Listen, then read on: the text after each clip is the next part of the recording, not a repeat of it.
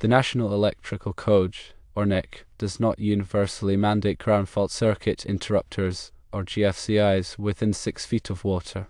The NEC mandates GFCIs in specific locations such as bathrooms, kitchens, garages, and outdoor areas, primarily due to the increased risk of electrical shock in environments where water is likely to be present. The presence of water significantly lowers the human body's resistance, making electrical shock more dangerous. The reasoning behind not requiring GFCIs for appliances like washing machines, refrigerators with ice makers, and dishwashers is that they are generally not situated in locations where water is a common factor.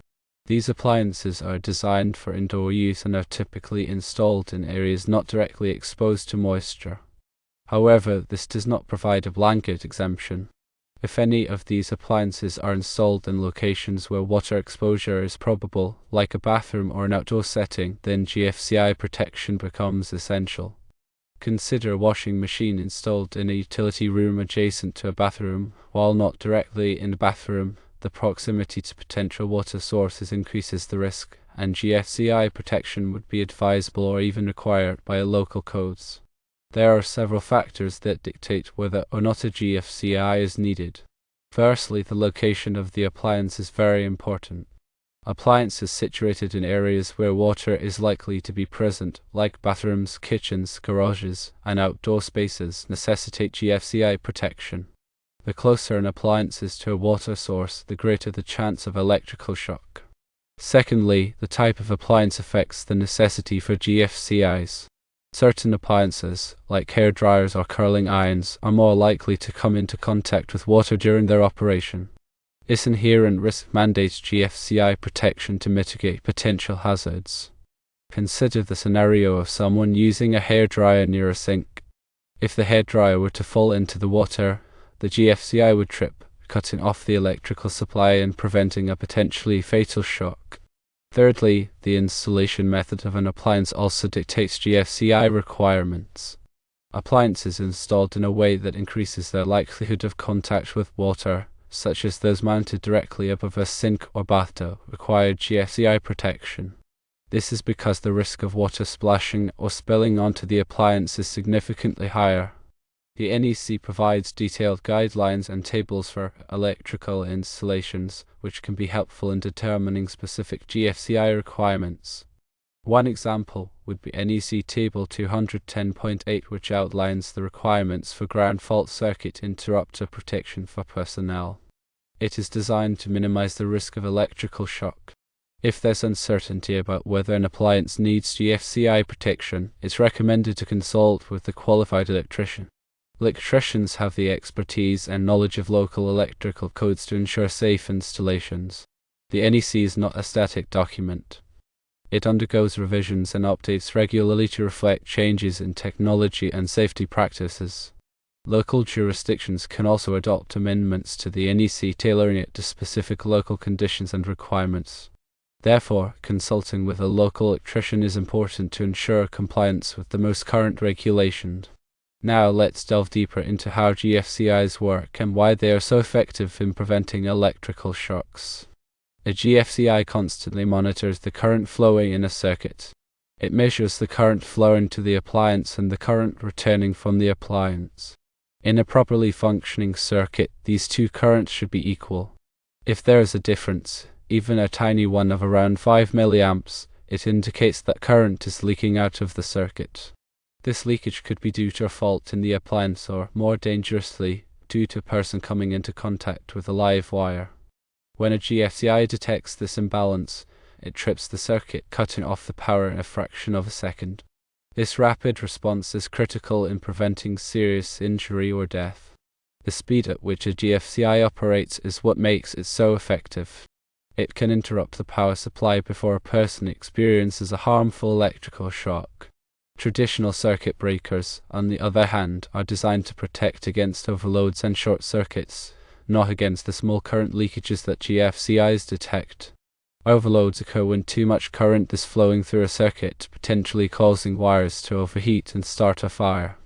Short circuits happen when there's a direct, unintended connection between 2 points in a circuit, resulting in a surge of current. While circuit breakers are essential for preventing these types of electrical hazards, they don't offer the same level of protection against electrical shock as GFCIs. One common misconception is that GFCIs prevent electrical shocks altogether. This is not entirely accurate.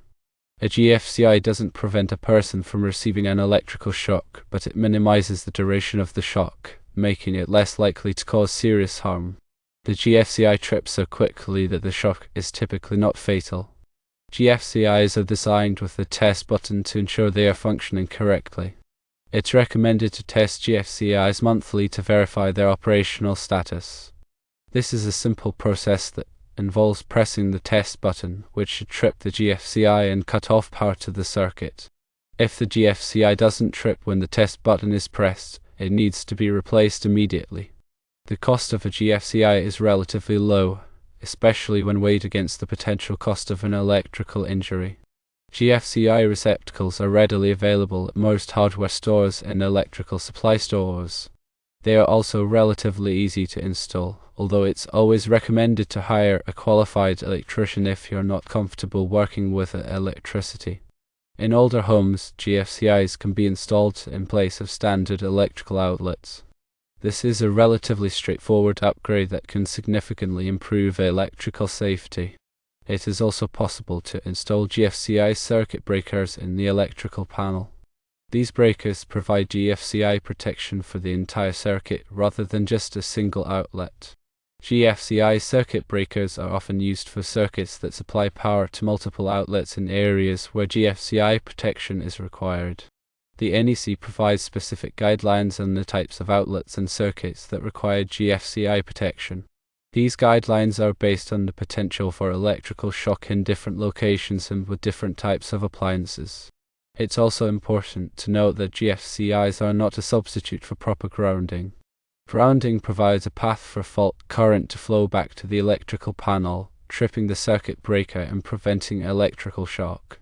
GFCIs and grounding work together to provide comprehensive electrical safety.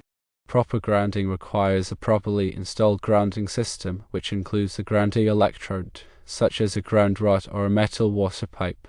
The grounding electrode is connected to the electrical panel and to all metal enclosures that house electrical equipment. The grounding system provides a low-resistance path for fault current to flow back to the electrical panel, tripping the circuit breaker and preventing electrical shock. In addition to GFCIs and grounding, there are other electrical safety measures that can be taken to protect against electrical shock. These include using insulated tools, wearing rubber gloves when working with electricity, and avoiding contact with water while using electrical appliances. It's also important to keep electrical cords and appliances in good condition. Damaged cords or appliances can pose a serious electrical hazard. If you notice any damage to an electrical cord or appliance, it should be repaired or replaced immediately. Furthermore, never overload electrical circuits. Overloading a circuit can cause the wires to overheat and start a fire. To avoid overloading a circuit, don't plug too many appliances into a single outlet or extension cord. If you're using an extension cord, make sure it's rated for the amount of power that the appliances are drawing. It is also important to be aware of the signs of an overloaded circuit, such as flickering lights, warm outlets, or a burning smell. If you notice any of these signs, immediately unplug some of the appliances from the circuit and have a qualified electrician inspect the wiring. Regular electrical inspections can help identify potential electrical hazards before they cause a problem. It is recommended to have a qualified electrician inspect your home's electrical system every few years. Electrical inspections can identify problems such as loose wiring, damaged outlets, and overloaded circuits. By addressing these problems early, you can prevent serious electrical hazards. When choosing an electrician, it's important to select a licensed and insured professional. Licensed electricians have met the requirements of their state or local jurisdiction and have demonstrated their knowledge and skills in electrical work.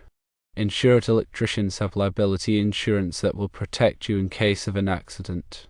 Always ask to see an electrician's license and insurance certificate before hiring them. Also, obtain multiple quotes from different electricians before making a final decision. This will allow you to compare prices and services. It is important to get a written estimate from each electrician that includes a detailed description of the work to be performed, the materials to be used, and the total cost. It is important to remember that electrical work can be dangerous, and it should only be performed by qualified professionals. Never attempt to perform electrical work yourself unless you have the necessary training and experience. If you are unsure about any aspect of electrical safety, it's always best to consult with a qualified electrician. By taking the necessary precautions and following electrical safety guidelines, you can protect yourself and your family from electrical hazards. In conclusion, the NEC mandates GFCI protection in areas where water is likely to be present to minimize the risk of electrical shock.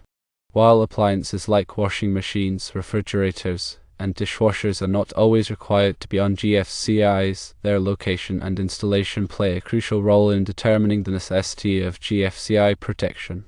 Consulting with a qualified electrician is recommended when in doubt to ensure compliance with local codes and to maintain electrical safety.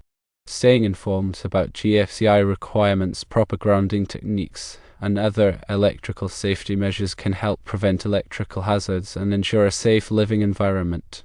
Remember, safety is paramount when dealing with electricity.